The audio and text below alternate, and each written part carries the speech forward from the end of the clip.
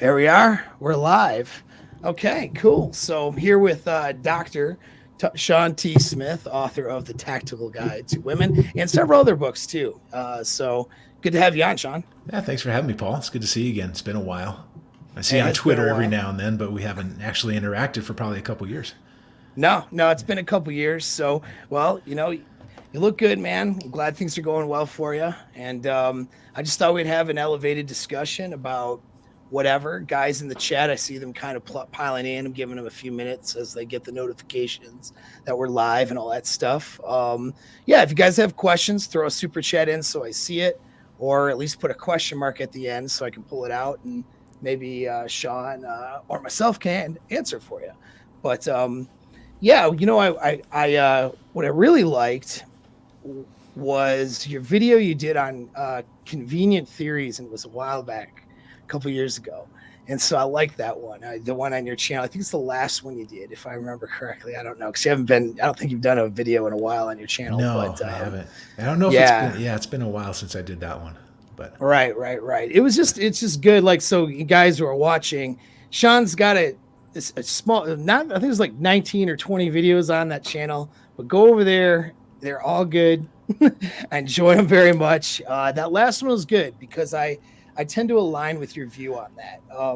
I think some of these theories are really good. We're going to talk about attachment theory a little bit here, but I think that people tend to take a theory that they like a lot, mm-hmm. and then it becomes a hammer, and then every problem that they're facing looks like a nail. And I just don't think that that's very productive. I think human beings are a bit more complex than that. But I mean, what do you think based on your experiences with working in therapy, working with people? I mean, it's people are pretty complex in their motivations. I would imagine you run into that.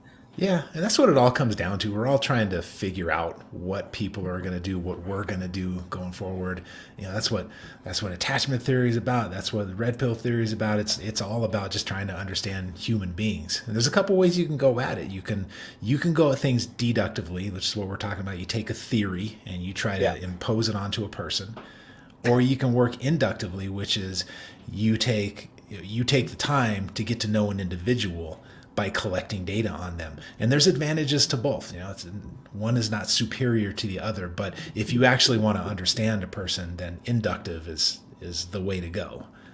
Yeah, no, that's really good. I've actually talked about that a bit on my channel, the difference between the inductive and deductive reasoning. And psychology, is built not just deductively. The research is you do a clinical trial or something that's deductive to try to prove or disprove a hypothesis. But when you're building up and trying to understand a person, just like you said, it's you're collecting a lot of data and information. I mean, my feelings are the using deductive reasoning on a macro scale to kind of pick a good option for who you go on that second or third date with or whatever is pretty useful. Like if someone with a ton of red flags, maybe don't go out with that girl, kind of a thing. But once you get in relationship, I think it's important to start to use inductive reasoning and really understand the person. I mean, Yeah, I think that's a great yeah, way to approach it. You look at the population variables first right. in some situations, but then really quickly you got to start getting to the individual stuff. And you talked about research, and you're exactly right. You see a lot of theory building in psychological research, and it's one of the big divides between the academic world of psychology and the clinical world of psychology. And I live all the way over here in the clinical world. Some people have a foot in both, and some people are all the way over here in the academic side. And it's almost like two entirely different professions.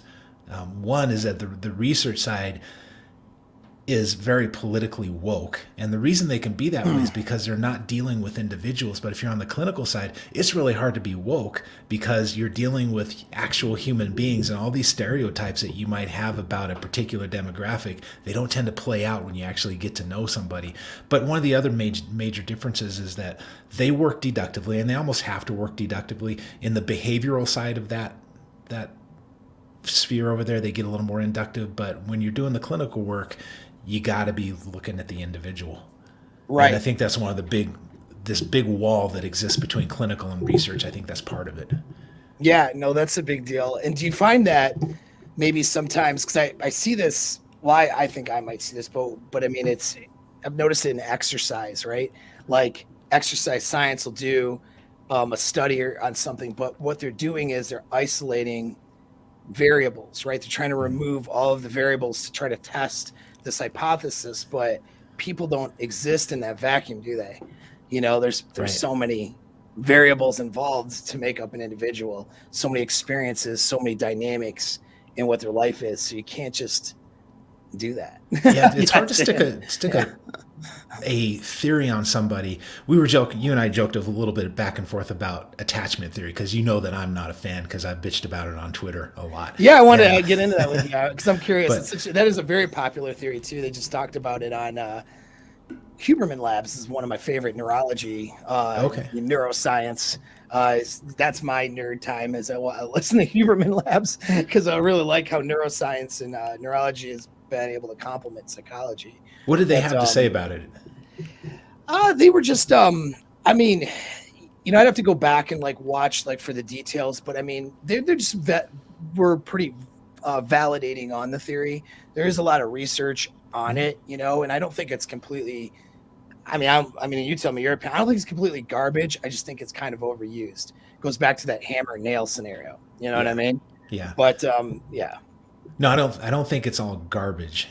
Yeah. But whenever you have a theory that has a finite number of categories, like what are there, 3 attachment styles? Mary Ainsworth came up with the original 3 attachment styles when she was working on little dropped kids. In disorganized later or something. Yeah, someone else came along and dropped that. So there's 4 now or 5. I don't know. But whatever, it's a very small number. So you have a category that is anxious attachment or whatever. I don't know what they're called, but let's say you have what's called anxious attachment. You do a ton of research around it, and you get this very detailed view, very detailed description of anxious attachment or whatever it is.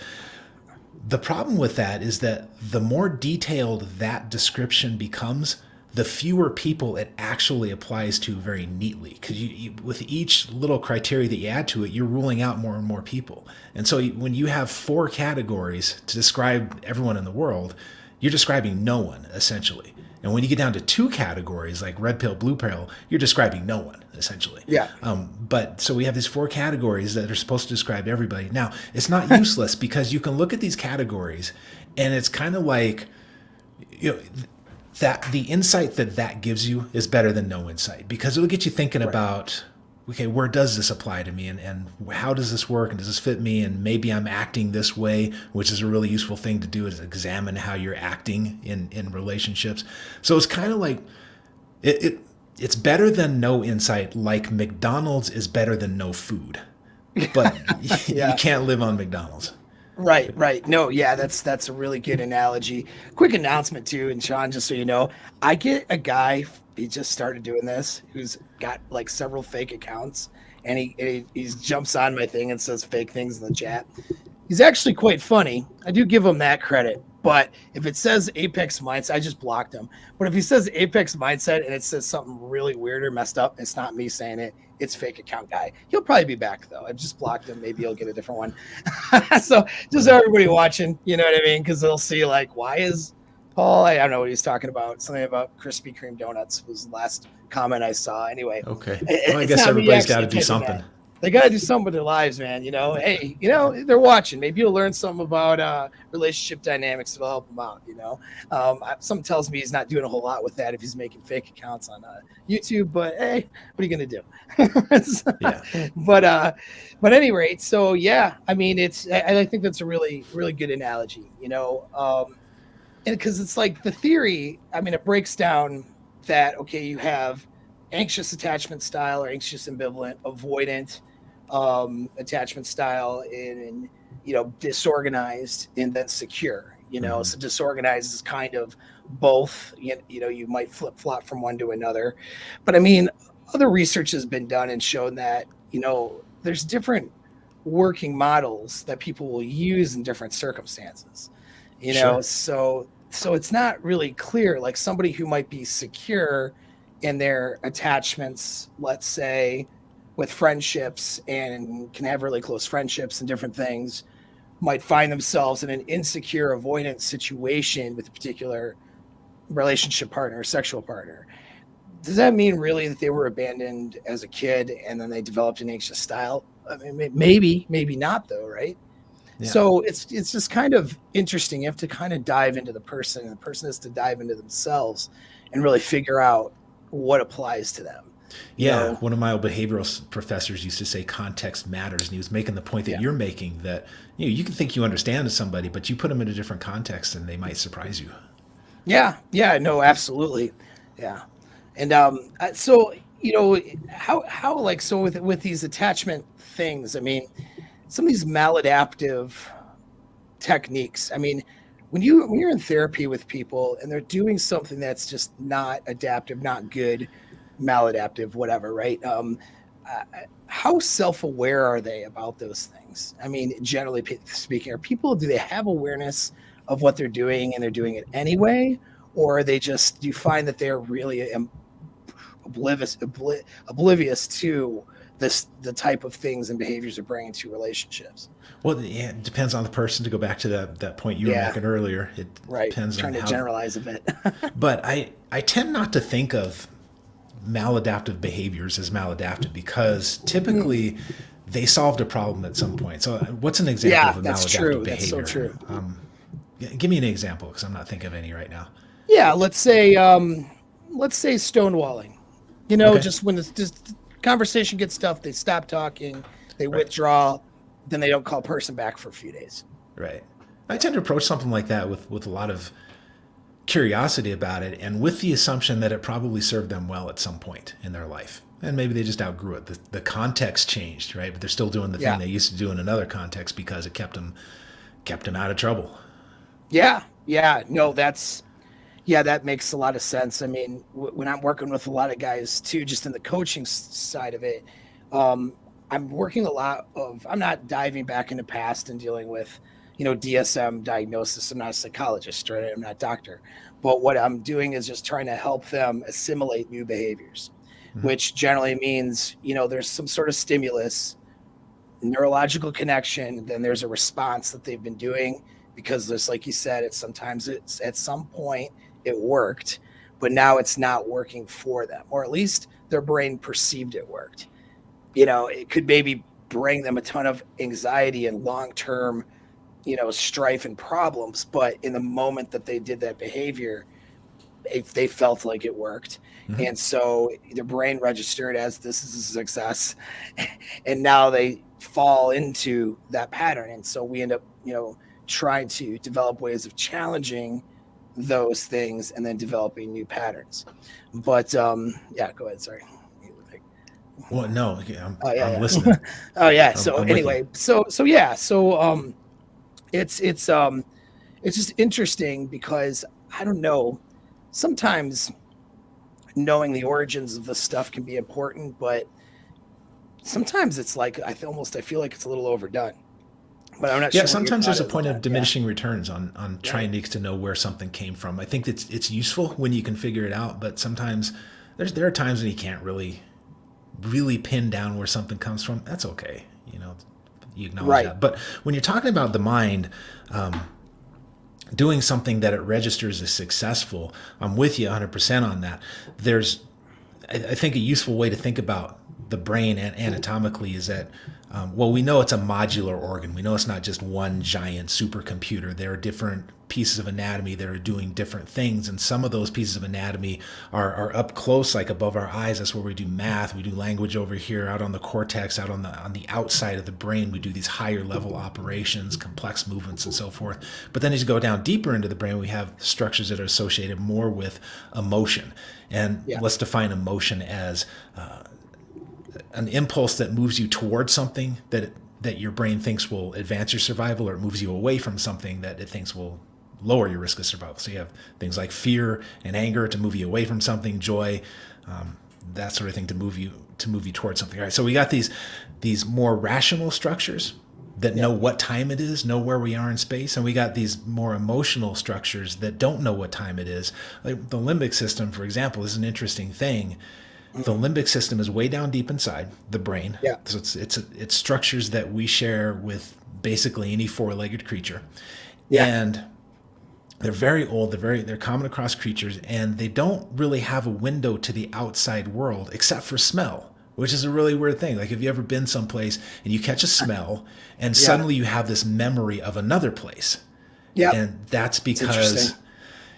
because that emotional part of your brain has that window to the outside world, and those emotional parts of the brain tend to be associated both with emotion and learning. So those two things get very intertwined. So anyway, we have part of the brain that will recognize that what we're doing is not working, because that's the rational part. It knows what time it is.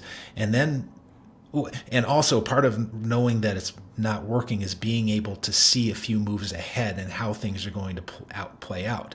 But then we have the emotional side of the brain that's more associated with that emotional level of learning, where we get fear or joy and those kinds of things. It doesn't know what time it is, and it's very short-term oriented. So you have these parts of the brains that are working against each other. So when you talk about the brain registering something as a success, like stonewalling, for example, there Right. might be that emotional part of your brain that says, okay, I got some short-term relief. That's all I care about. And meanwhile, the rational part of your brain is going, this isn't going to work out very well. And, so we're all a house Yeah. divided against ourselves.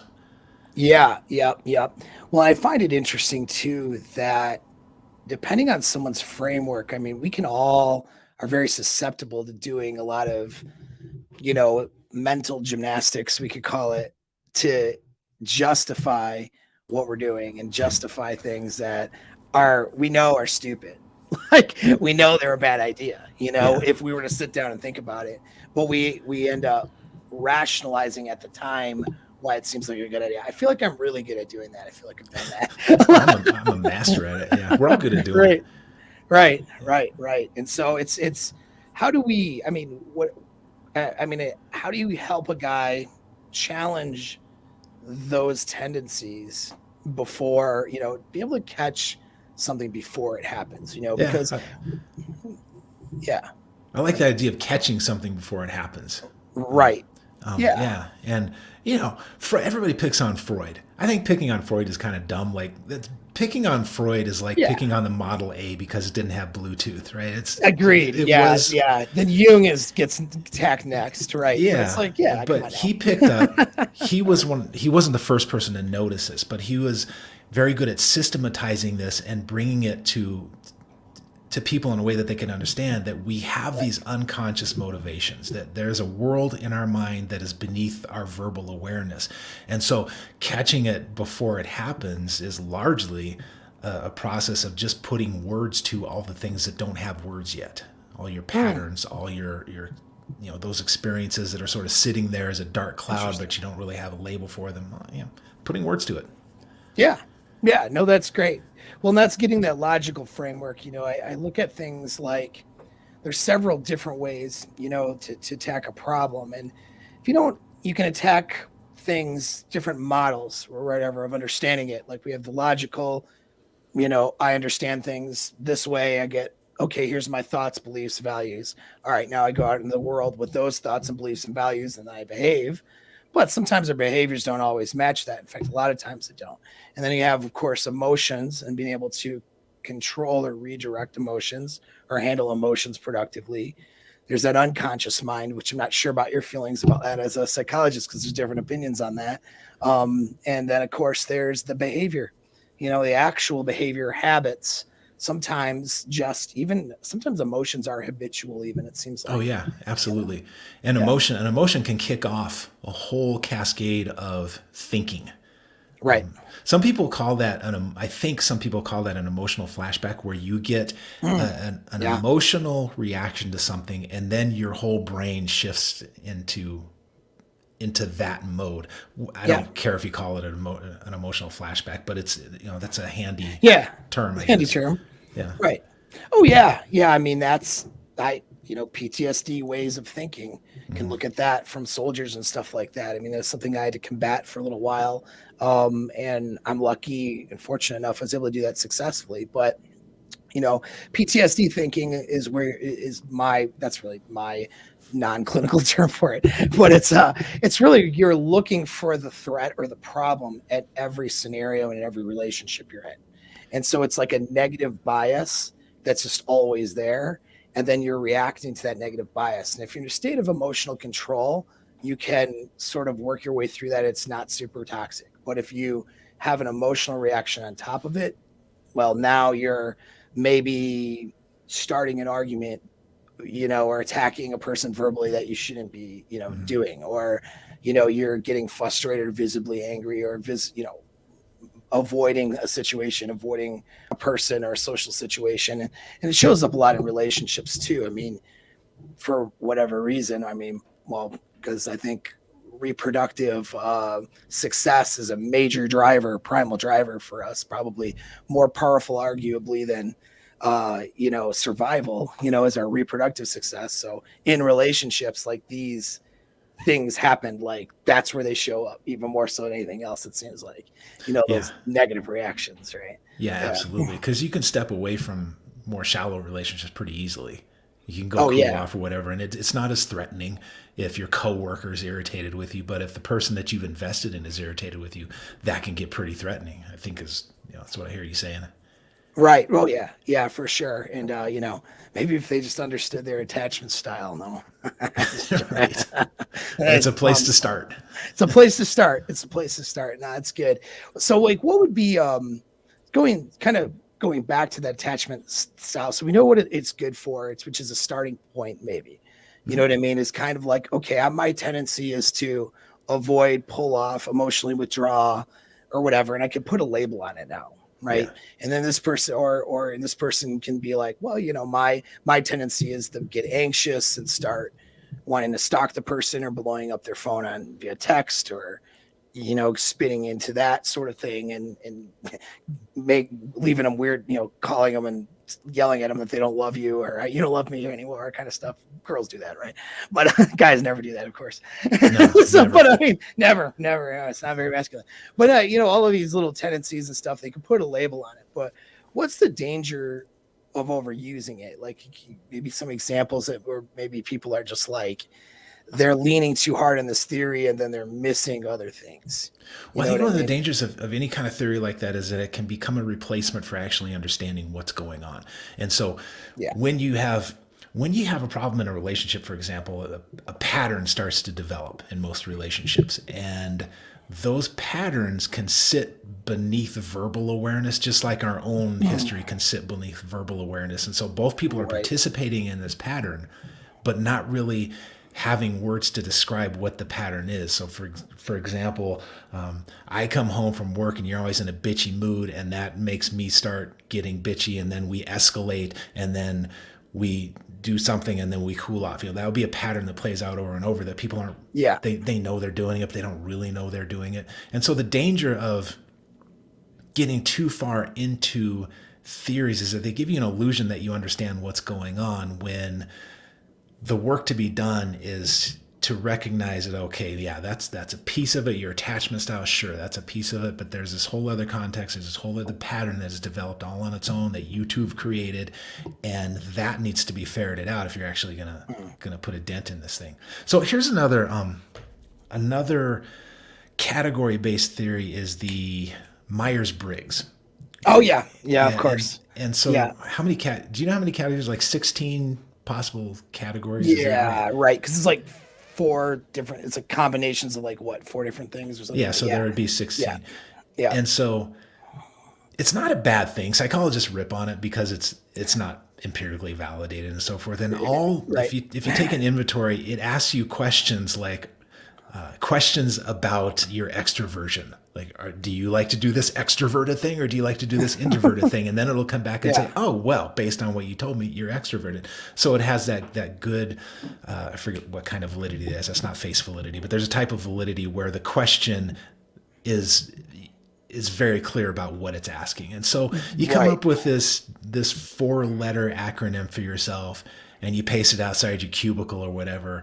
And that's not necessarily a bad thing, because it gives other people a little bit of a starting point with how to approach you. Right. But then if a real conflict unfolds, that little description isn't really probably going to describe the way 2 people interact with each other. So it's a fine starting point, but that's all. Right. Yeah, no, I think that makes sense. I think it's just the lesson is that you have to dive deeper You have to dig a little bit deeper. See this with a lot of these things. I mean, red pill stuff, right? Because I'm in the red pill circles, but I'm kind of out of it. Like I'm on the edge. I don't use the term a lot. I kind of give it to the guys who really put that work into developing that stuff. And some of the stuff in there has helped out a lot of guys. Oh yeah, it's been very good. No doubt. But if they take some of these principles and they hug the principle like it's a security blanket, because it becomes a safe world theory. So safe world theories are like, I have to believe in this in order to feel safe and to operate in the world.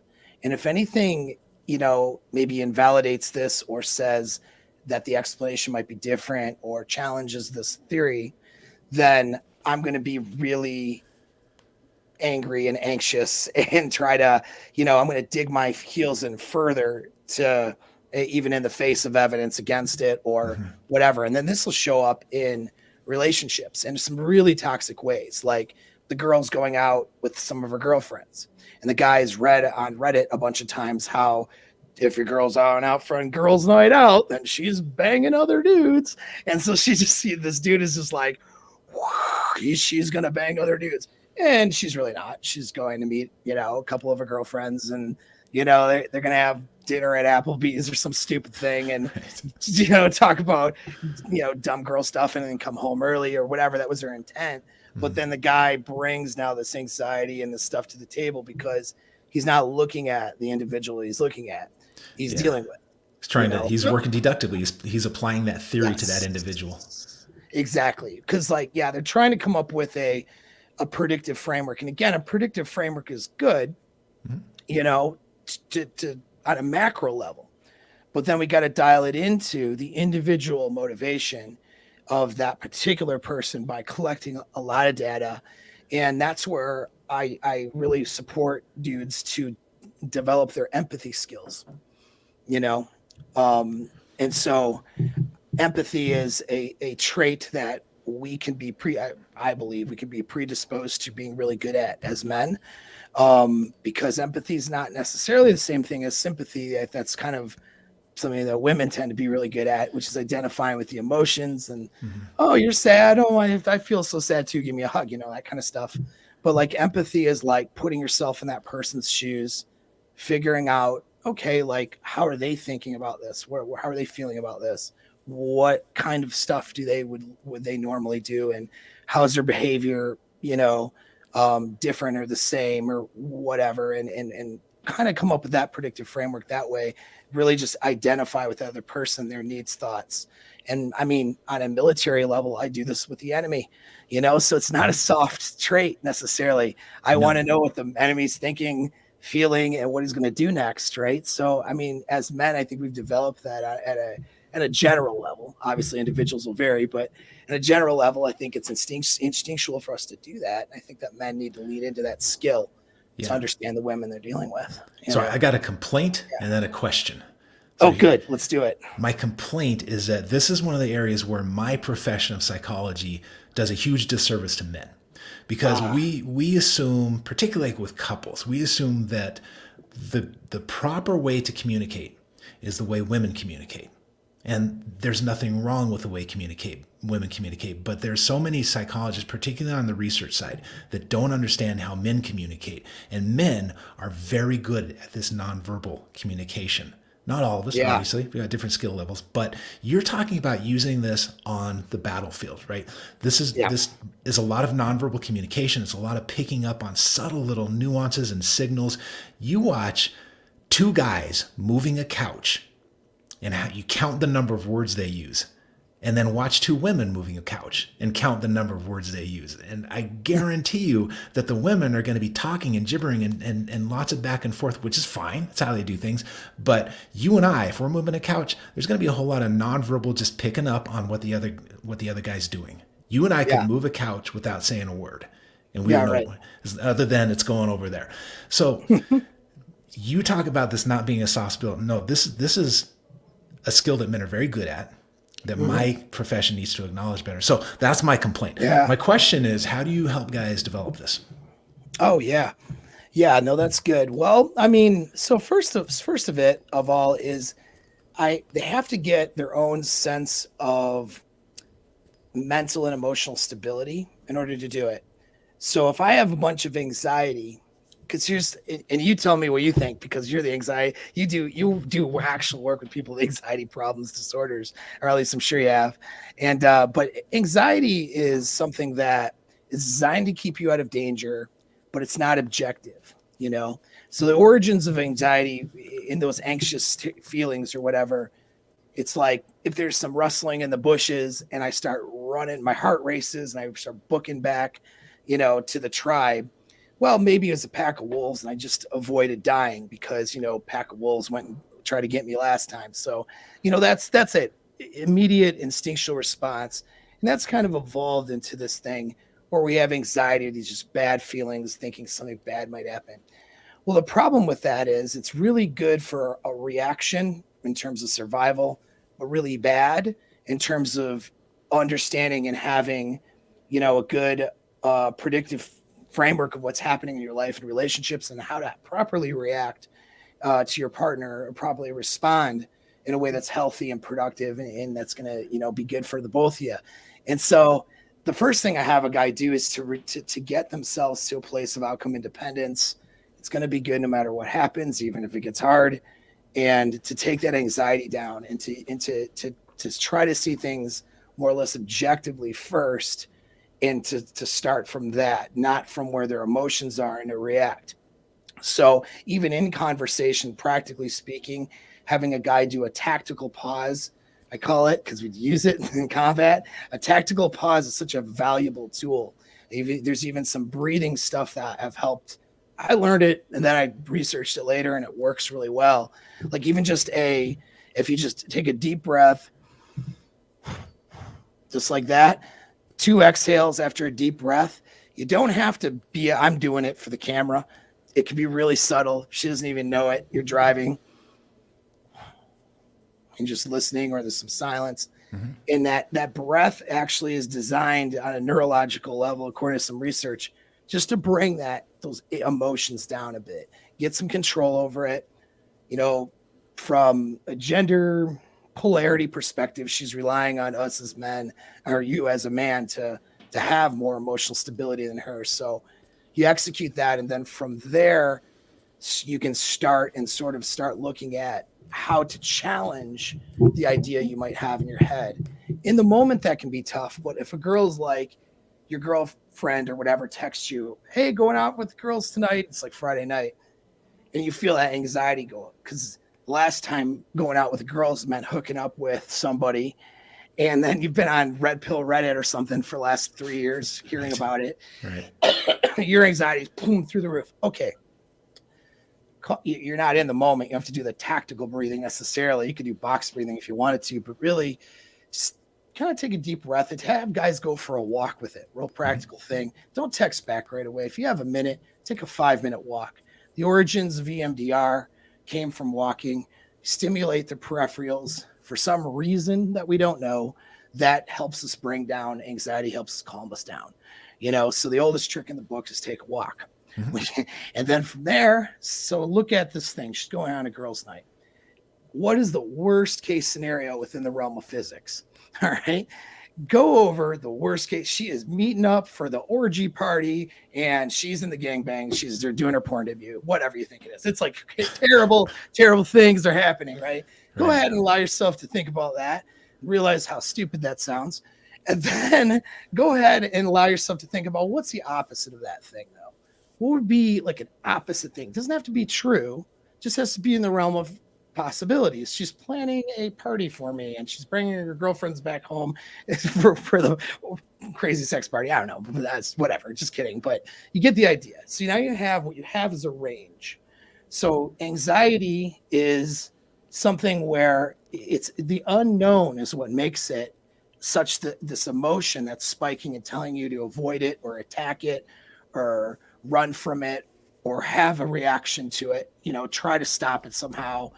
And when you put it within this worst case, best case range, what happens is it takes the unknown out of it. Okay, this terrible thing may be terrible, but I know that that's not going to get worse than that. And this good thing, well, I'm not gonna get better than that. That is probably not that. Then doing that while you're executing an activity that's a problem solving skill, while you're doing that execution, it just kind of brings down. Everybody reports that it just brings down those feelings and allows you to really look at it objectively more and be more empathetic. Okay, I've been seeing this girl for 6 months. Here's her normal behavior, and start going over in your head what seems normal and predictive for her behavior. Should you be concerned, not concerned? And then you come up with an answer between these two things that's the most likely. And then from there, you decide, what is my best reaction? Maybe my best reaction is to say, go out and have fun. Shoot me a text later when you feel like it. Maybe that's the best, easiest reaction, because you go, okay, she's probably not doing anything sinister. If she is or was, I'm going to find out about it sooner than later because I'm going to notice some behavioral differences. So, and if that does happen, we break up. That sucks. Breakups are terrible, but you know what? Been through it before. I'll get over it. Whatever, So let's just let this happen, and maybe she won't disappoint me, and maybe she'll impress me. And then you go for it. That's just one answer. Maybe the answer is that there's some red flags there, and you want to communicate that with her, talk to her about it. Could be a number of things, but now a guy at least has a mental framework where he can work with that is sensible versus, you know what I mean? Just reacting. I don't know. What do you think? Yeah, I think there's a lot there. Number one, just slowing down and taking that breath. There was a supervisor who told me one time, you're probably never going to encounter a situation so urgent that you can't stop and take a breath. And so far, he's been right. I mean, Yeah. if you look and there's a bus there suddenly, you jump out of the way. Your spinal cord takes care of that basically. As far as anything else, yeah, there's nothing. There's never going to be a situation where you can't take a breath. And there's this treatment modality called dialectical behavior therapy, and it was designed by a woman. I love that. Yeah, it's great stuff. It was designed by Marshall Linehan for people with borderline personality styles. But I think everybody should read this material because it's wonderful material. And one of the basic principles is that you can't always control what your mind gives you, but you can control what you focus on. And I think one of the reasons that pulling yourself out of the physical environment, going out and taking a walk, one of the reasons that helps is because it takes your focus away from here inside and it puts it out in the world, because you have to pay attention to the world. So you're forcing yourself to refocus out here a little bit. And that takes a little bit of the pressure off, because that emotional part of your mind that gives you the anxiety, it says, we have to fix this right now. And it's wrong. You don't have to fix it right now. But here's the thing about the emotional mind is that it can make you feel terrible. It can make your stomach in knots. It can give you a headache. It can keep you up at night. The rational part of your mind can't make you feel anything. Right. So to do what you're suggesting and pull yourself out of that situation, go out and take that walk, you're forcing yourself to shift the focus. Yeah. And then you can get the rational mind engaged a little bit and start putting some words to the situation, because otherwise all you have is this dark wordless cloud that's falling around that something terrible is going to happen. Right. Which is never good. Yeah. And so guys will try to game it or bury it, instead of just sort of facing the emotion and then dealing with that and then coming up with a solution. They try to fall into, it makes sense to a degree to want to do this, but it can lead to a lot of mistakes, which is just, again, gaming it. When she does this, I need to do this to then, get her to chase me again or some stuff, whatever. They're trying to come up with some general thing that they read somewhere from a pickup guy or whatever. And it's it's hard because I do videos that give general information, but I try to be as clear as possible. People just don't listen to me, that that this is a strategy that can work, but you have to look at your individual situation. I talk in generalities because I'm on YouTube and I have to come up, you know what I mean? And some of the generalities are decent, but it's, again, how to handle an argument. There's some generalities there, Sure.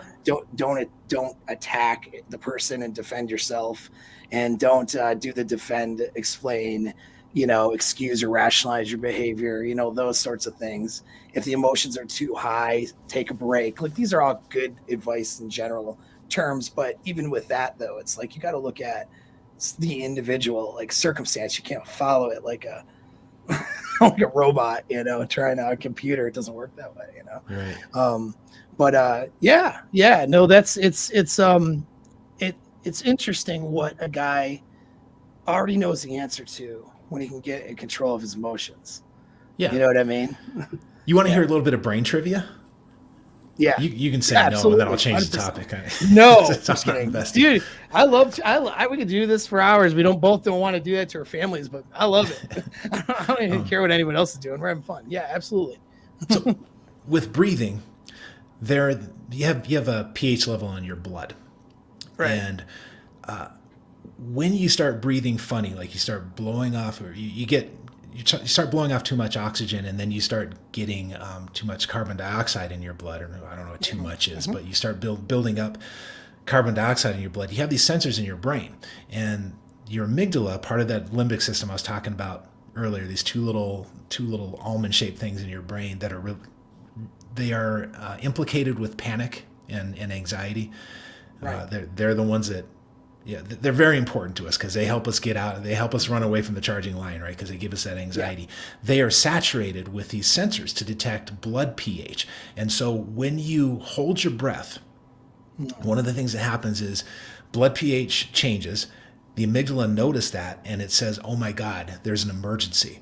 Yeah. And then you start this cascade that could lead to an adrenaline release, and then that has to be metabolized. So this whole chemical cascade starts happening from this pH change in your blood. So you can get there by, for example, not breathing, holding your breath. And a lot of people do that when they get tense. They'll fill their lungs up and then forget to breathe normally. They start breathing real shallow, and so that changes the pH. But another way to get there, which is really interesting, is that you can hyperventilate. So you're saturating the blood with oxygen. Yeah. And your brain notices that, and it has the same reaction as if it was saturated with carbon dioxide. So the breathing actually, it's not just a hippie mantra. It actually makes a difference.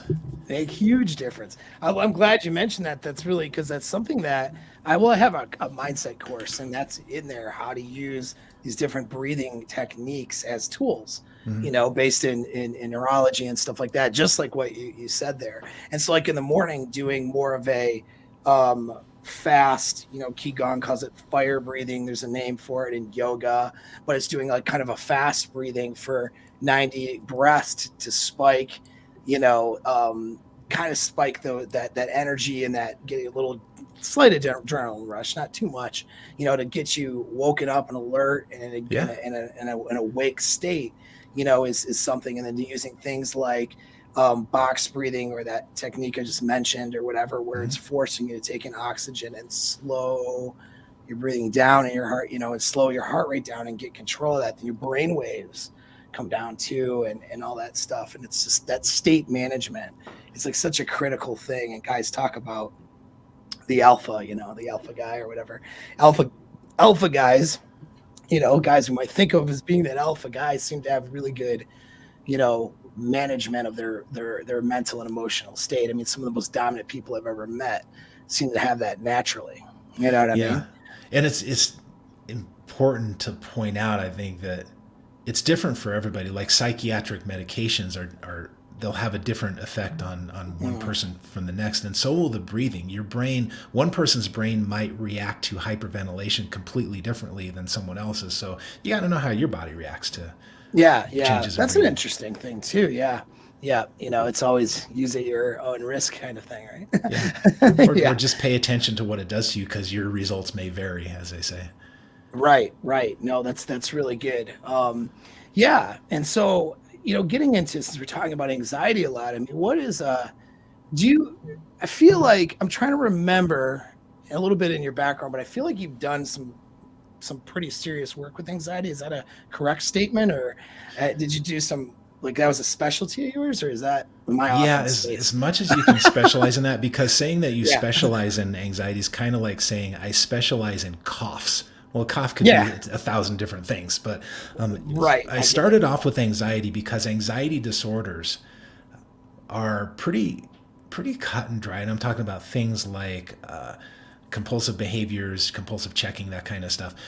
And just panic disorder and agoraphobia. Those things are fairly cut and dried, and it's fairly easy to be good at treating those things. But also what comes along with any given disorder is all kinds of interesting background and history that might be connected to that. And so that's where I started. And I also started early working with couples because that's always been really intriguing to me.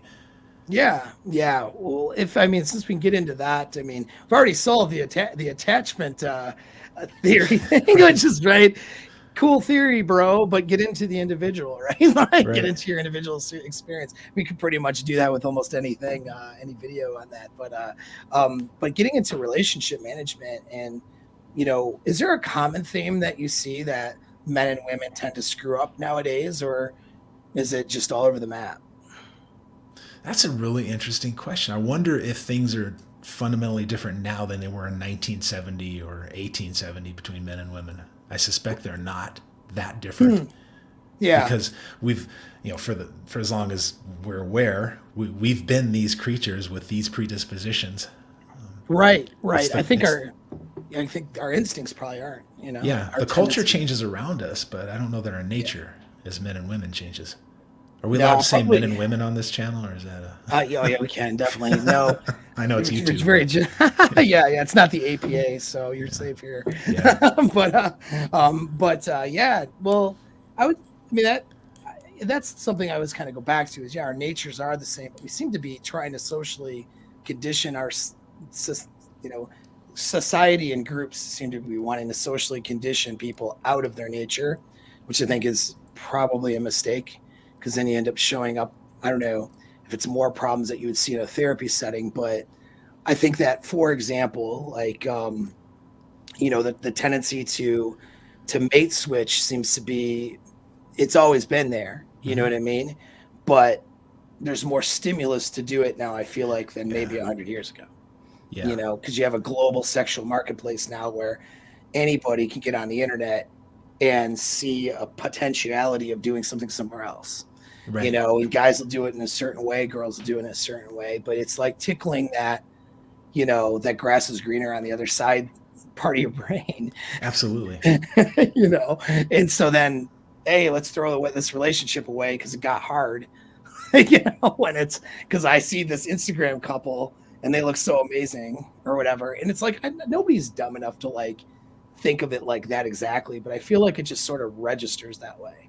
Like there must be, this has got to be better here or whatever. And then the problem is it seems like people will take their problems to the next relationship. It's like, you had this issues that you didn't fix in your current one.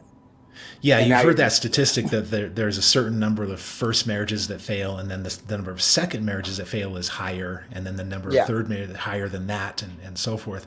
And that's exactly what's going on, is that people aren't fixing those patterns, they're just replicating them more and more efficiently. Right. Versus the guy, like most of my clients these days are guys who recognize that, and they don't want to repeat the old pattern. They're going to be fine, if they decide to get married again, because they've consciously decided they're going to identify it, and they're not going to do it again, or they're going to do something different. Yeah. Well, and that's a really good point to bring up there, because people can, there's this idea I feel like that gets put out there that people can't change, kind of a thing, but I think that's absolutely not true, and some of the criticisms against attachment theory is that it's sort of coming up with it's almost like infant determinism. Like if you look at the origins of it, like, when you were a baby, you were neglected, and then you cried and got clingy, so now you're susceptible to being anxiously attached for the rest of your life to romantic partners. And it's like, I don't necessarily buy into that. There may have been an origin, but it seems like people can change. Yeah. Well, yeah, absolutely. There's traits and there's behaviors, and traits don't change very easily. One example of traits is the big five characteristics, and the big five scheme: openness, conscientiousness, agreeable, extroversion, and neuroticism. We've all heard those by now because Jordan Peterson popularized them, which is very cool. And the reason that particular way of thinking about traits is so popular is just because there's somebody decided that these are good traits to look at, and then just a mountain of data has piled up around them. And part of the data says that your traits don't change very easily. Like extroversion doesn't change very easily, but that's different than your experiences. So a person could have a anxious attachment style, but if they choose to start giving themselves new experiences, then they can learn to operate differently in that context. But that's not necessarily changing their traits. Right. No, that's a really good point, and that makes a lot of sense. I mean, because it's just like, just like your nature or your instincts or your genetic predispositions. They're not straitjackets. They don't damn you from doing better in certain areas of your life. You just take that thing, that thing about yourself, and then you tailor it to the to a situation or to get what you want. I Yeah. mean, someone with neurotic tendencies, for example, could know that they're neurotic, and then, okay, with that knowledge, how am I going to how am I going to behave and operate in the world in a way that's effective or productive? You know what I mean? For And sure. have pretty good success. Yeah. You know, Which goes yeah. back to the male female thing. What you made the point earlier. Well, I kind of forget. It's halfway registered, so sorry. But you were talking about male and female nature. And I think part of the point you were building to is, why don't we just work with these things and accept them instead of trying to change them? I think you were going there. Yeah, exactly. That's And is about it. Is about it. Yeah, let's work with who we're dealing with here. And which is interesting too. Like, how do finding who we're dealing with, right? Which is what Tactical Guide is really pointing to, because you're we're looking at a way of kind of getting through the fog of the honeymoon phase with somebody, or the feelings, and seeing the traits and seeing the tendencies, and then being able to judge those for what they are. But why don't we expand upon that a little bit? You know what I mean? And how, like, how guys can vet out partners well, even when they got all the feels, right? Or women, for that matter. I do have a yeah, couple of women that come on here. Yeah. yeah. Well, in the Tactical Guide, I came up with what I did is I let me back up. You want to hear a quick story? I'm How always that welcome. book Yeah, came to do it. be? Because Yeah, I was actually going to ask you that too. Yeah, go ahead. people have asked me what got me into psychology, why I was interested in it, and why I wrote this book. It's not like people ask me every day, but the question comes up, right? And so I think I've narrowed it down to one incident when I was a kid. And what happened when I was a kid was, at 9 years old, my father bought this bar. And it was a truck stop in Commerce City, Colorado. Commerce City is an industrial area north of Denver, so there's refineries and a lot of trucking, heavy industry. And we bought this bar there. And I got to spend my nights and weekends at this bar, and it was the most amazing experience ever. Every kid should be as lucky as I was to grow up in this kind of environment, because I got to learn jokes that I could go back and tell the other kids at school, and That's awesome. it just it gave me an education that was far better than any other education I had, I think. And so anyway, the one incident, we had a bartender named Sue, and we had a customer named Jim, a regular. And Sue and Jim hit it off, and they started dating. And these places are just gossip mills. Everybody's gossiping about everything. And so I'm listening to all these people talk about Jim and Sue when they're not there, speculate what's going to happen. And the general consensus was that they're going to be a train wreck. It was just they were going to go down in flames, right? And so I'm a little kid. I'm probably 10 years old at this point, and I'm listening to this. And I was really intrigued by this adult world to start with. And then I'm listening to the specific things, and I'm wondering, what do these people know about Jim and Sue that I don't know? Because it turned out that they were right. They got married. They lasted a few months. It was an ugly breakup, ugly divorce. It was a train wreck, like everybody said. And so I got very interested, along with watching my father being very good at defusing problems before they became problems. So I got really interested in, how can you try to wrap your head around what's going to happen and avoid problems? So all of that, like all these years later, that turned into the Tactical Guide to Women, because one of the things I noticed in my practice was that so many guys are coming through my practice, and if they'd had bad relationship experiences, I started asking them the question, well, who taught you how to do relationships? And the answer was almost universally no one. No one. Dad didn't teach me, grandpa didn't teach me, uncles, nobody taught me basic stuff like, did you know you can choose a woman who doesn't treat you like shit? Did you know you could do that? Basic stuff like Imagine that. that. Yeah, right. Yeah. So that's the trend I started noticing, and thinking back on all the relationships I'd seen over the years, and then I started going through my clinical notes to the extent, started going through my clinical notes. I started going through research and how women and men choose each other, and I put together just a basic framework. It's kind of arbitrary, like the big five is arbitrary, but I came up with this arbitrary 3 things that you might look for in a woman. There's emotional maturity, there's clarity of intent and values, and there's mental stability. And people react to that. What I mean by mental stability is not that she doesn't have any problems, but that if she does have something going on, that she deals with it and she has a strategy for keeping herself sane. And so that being just an arbitrary framework of, here are some basic things that in my estimation are the bare minimum requirements that a woman needs to have to participate in a relationship. Yeah. No, I think that's great. And I think if guys could follow that basic requirement, you know what I mean? They would probably get themselves out of a lot of trouble, I would imagine, I like to think so. Because so many of the problems, so many things that lead to divorce, well, we have really good epidemiological data on what causes divorce. It's things like people can't fight fairly, that there's conflict that in the marriage, there's things like substance abuse, there's things like cheating. There are these very clearly measured things that lead to divorces. And so much of those things can be eliminated if you just choose someone who has a basic level of functioning when they get stressed out. Anybody can function well when the sun is shining, but when it starts to rain, do they still have that basic level of functioning?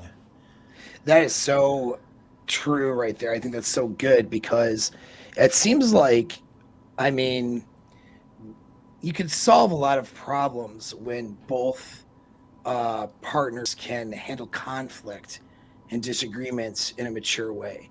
But you can solve some of the biggest problems that could crop up. But like, if you can't handle conflict well, or if you pick a partner that can't, or if the way that you two are coming together to handle a conflict is completely a toxic thing, I mean, it's just not going to work, right? I mean, it's pretty much doomed. I think that, I mean, I have a different idea about conflict. I don't think drama is good, and those couples that are like, real, like always in conflict, I obviously don't think that's good. But I think conflict, though, can be good in a relationship. I think there's probably due to people, having to be internet personalities or something when they present a lot of stuff that's talking, the talking heads on relationships and dating and red pill and this, that, and the other.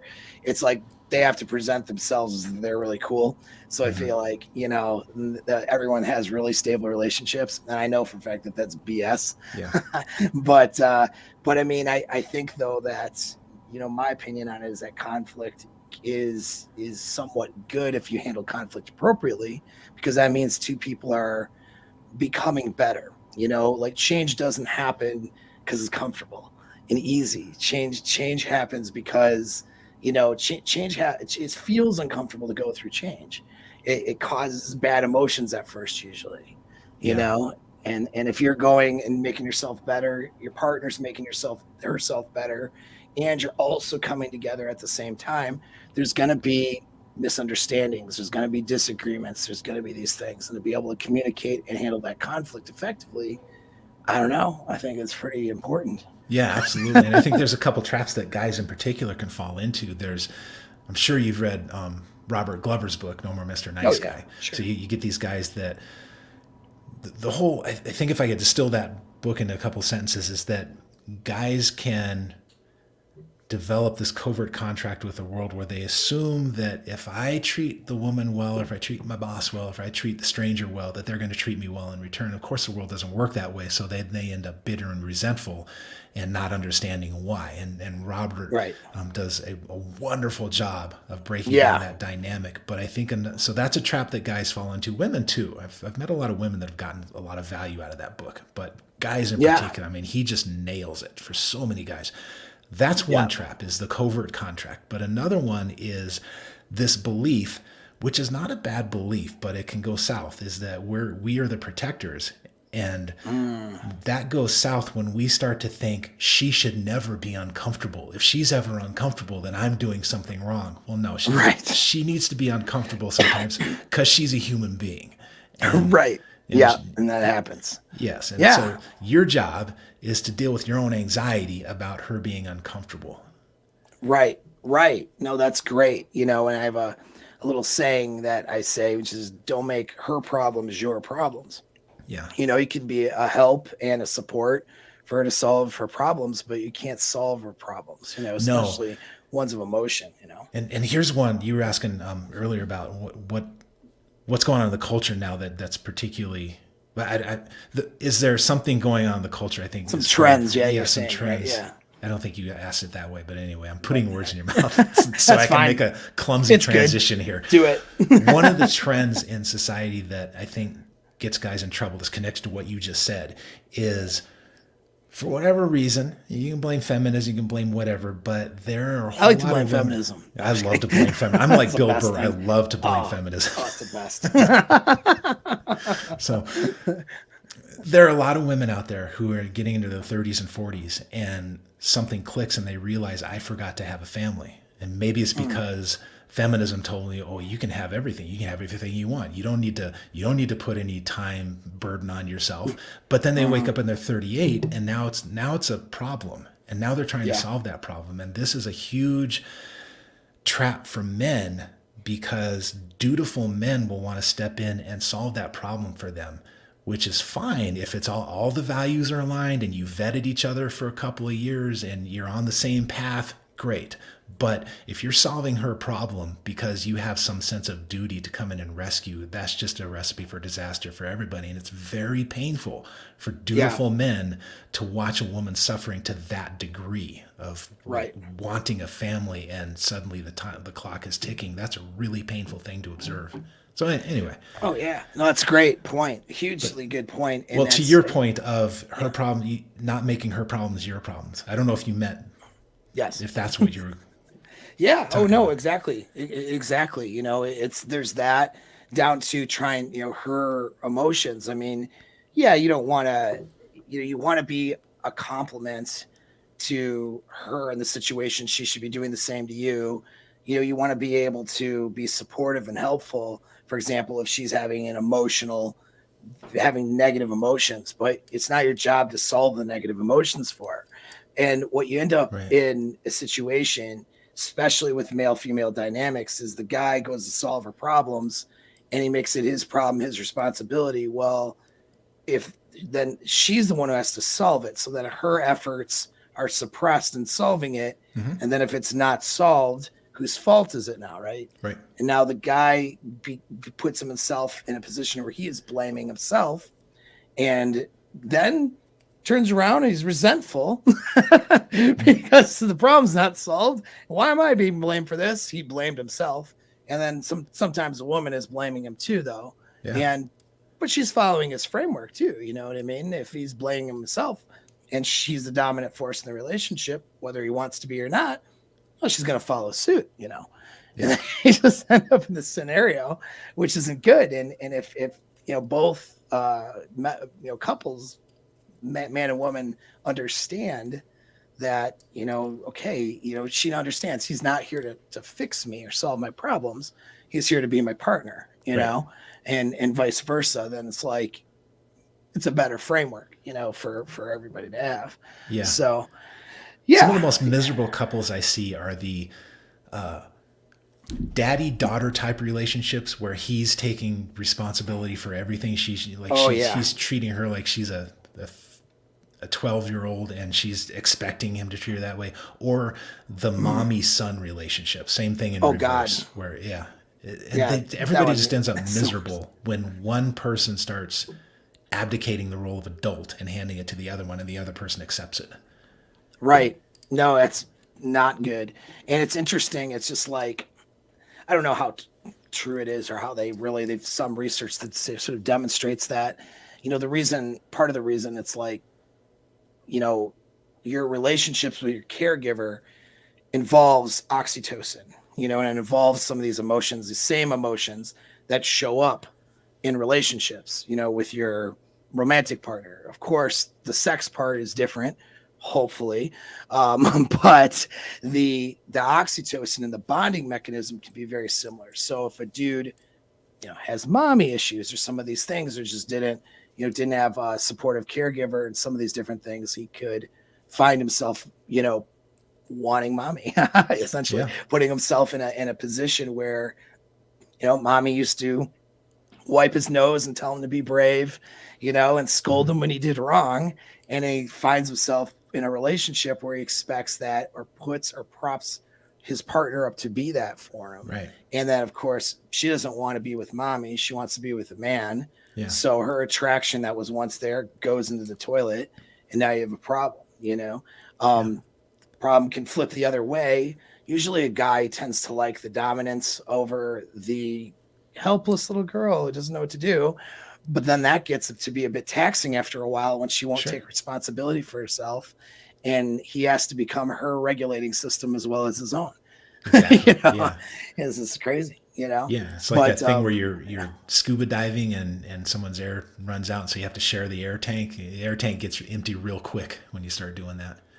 Yeah. Yeah. Let's see. We got a question here. I've been truth seeker. I don't know. I've been dealing with an avoidant for a few years, some on and off. I feel like it is not healthy, and especially sucks when they go cold, avoidant, ghost. I feel like the answer is to not go back. Okay. It's hard to answer a question like that without knowing more information. I just kind of threw that up there because, I kind of know where you're going to go with it probably. But yeah, so what would you say? Might surprise you. Oh, maybe. I So would what would say you say to that one? This is one of those questions that separates the amateurs from the professionals, because the amateur, we get drawn into that label. She's an avoidant. And Yep. And now you and I, the client, can now both sit here and very smugly put the problem outside of you, rather than asking questions that might be more useful, like, what are you doing in this relationship? How is this something that shows up repeatedly for you? And let's look at what's going on your end. Right. No, that's great. Asking more questions for sure. And asking, because that would be, it's like you say she's avoidant, but what does that mean then? Right? What do you mean by avoidant? Okay, so she's ghosting when what? What circumstances? What are the behaviors that preceded the ghosting? What things are you doing that might be contributing to the behavior? Do you have a pattern of going with women who do this all the time? Is that somebody you're picking for some reason? How long did he say? Style. True Seeker 88. Sorry to talk about you in the third person, but how long were they? How long is he messing with this? Yeah, I didn't say. For a few years. Okay, so what's kept you engaged for a few years? True Seeker 88. Yes, there might be something worth exploring there. Right. And that's where we get into, back to the convenient theory, the attachment style. I mean, maybe she's an avoidant, maybe she's not, but how useful is it to put a label on her? Probably not very. Let's look at the behavior. You know what I mean? So the behavior she's doing is maybe not the best coping mechanism for the relationship, but you got to look at, I just agree with what you're saying. You have to look at the whole circumstance. You know what I mean? What is it that you're doing to contribute to that? And what are you doing to contribute to making that behavior change? Is there any discussion when the emotions come down? What kinds of, what kinds of talks are happening afterwards? What kind of communications happening after that behavior is going on? Is she taking zero responsibility? Is she, are you reacting to it in a way that's also toxic? Like, it's interesting because there is no vacuum that people exist in, No. And it's not to say she's doing the right thing. She could be doing all the wrong things, but you can't control that either. You can only control yourself. Yeah. So you want to ask yourself what you're doing, Yeah. I'm much more interested in True Seeker's behavior than her behavior. And I'd want to know the context. So I'd want to know what she's doing from his point of view. Yeah. But then, that only goes so far. I want to know what's up with True Seeker. Yeah, we don't know. Yeah, but it was just fun little exercise, and maybe next time, if there's a next time, I would like there to be a next time. If you want to come on again, we could do we maybe do some calls and stuff. I know I don't mean to steal Rich's thing, but yeah, I used to do with you. But I mean, I think that was a lot of fun for a lot of people, to be able to just have some call-ins and kind of answer some questions. I haven't done that yet on my channel. I usually stick to monologues or guest scenarios like this, but I don't know. That might be a fun thing to do. Yeah. Well, you got any projects you're working on or anything new that you want to announce to everybody before we I got a super top secret project that one of these days I'll start talking about it. But it's a follow-up. It's a follow-up to the tactical guide. Okay, cool. Yeah, and you have a few books in there other than the tactical guide too. I noticed. I just kind of spanned over it a little bit. So yeah, guys, I'll make sure. I think your website's in the description. I'll make sure it is if it's not. But yeah, you can go to Shawn's website, purchase the tactical guide if you don't have it, because it's an excellent book. I think it belongs in everybody's library who's interested in these topics. Yeah, that's absolutely. Very kind of you. Yep. Always recommend that. And there's some other ones I haven't read, but I'm really interested in reading. I'm actually interested in reading the ones you did for women as well, just for the perspective and the understanding, So yeah, I think they're a little more primitive than the tactical guide. I had more knowledge when I wrote the tactical guide, and so I'm not ashamed of them. But the tactical guide is my baby. I like that one a lot. I think it stands up. It's 5 years old now, and I don't hate it yet. So that's a pretty good sign. That's good. That's good. Well, I think you do really good work, Shawn. You're very insightful. I feel like you're very humble too. You don't give yourself enough credit. Maybe that's a good thing in this day and age of a lot of internet stuff.